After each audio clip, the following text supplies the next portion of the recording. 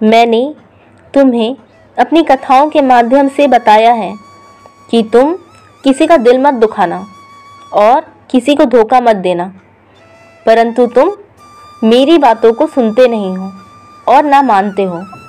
लोगों का दिल दुखाना और उनके संग धोखेबाजी करना, ये तुमने सीख लिया है। अगर तुम अभी भी नहीं समझे तो मैं तुम्हारी मदद नहीं करूँगा। ये बात तुम जान लो, क्योंकि तुम जिन लोगों का हृदय दुखा रहे हो और जिन लोगों के संग तुम धोखेबाजी कर रहे हो, वो दिल के बहुत पवित्र हैं। उन लोगों का दिल मत दुखाओ। ऐसे लोग बहुत कम मिलते हैं जो जीवन में तुम्हारा साथ दें। तुम ऐसे लोगों का हृदय दुखा रहे हो।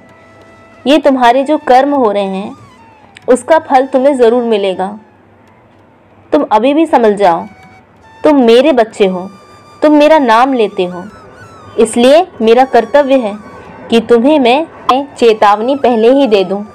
बच्चा, कर्म का फल भुगतना होता है और जब तुम्हारा इन कर्मों का फल भुगतना आए तब तुम दुखी मत होना, बल्कि पश्चाताप करना। जो तुम कर रहे हो उसका फल तुम्हें अच्छा प्राप्त नहीं होगा। अभी भी समय है, संभल जाओ।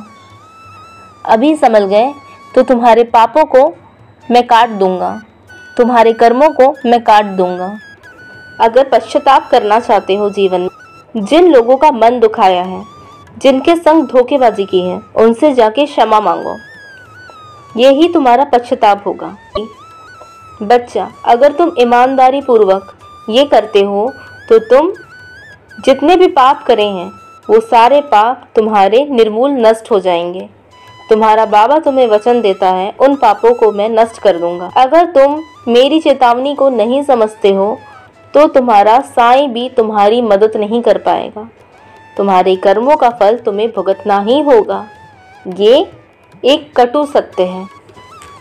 और कुछ मेरे बच्चे ऐसे हैं जो मुझसे बहुत प्यार करते हैं और उन्होंने मुझे अपने घर पधारने का आमंत्रण दिया है और उन्होंने मेरे लिए तरह तरह के व्यंजन। बच्चा, तुम्हारे इस भाव के वजह से तुम्हारे साईं बहुत खुश हुए हैं, जो मुझे तुम्हारी ओर खींचते हैं।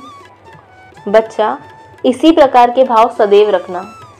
मुझे मेरे भक्तों के भाव ही पसंद हैं और मेरे बच्चों के भाव के वशीभूत हो करके साईं दौड़ा चला आता है, वो भी शिरडी से अपने भक्तों के करीब आ जाता है, चाहे वो कितनी भी मीलों का सफ़र क्यों ना हो।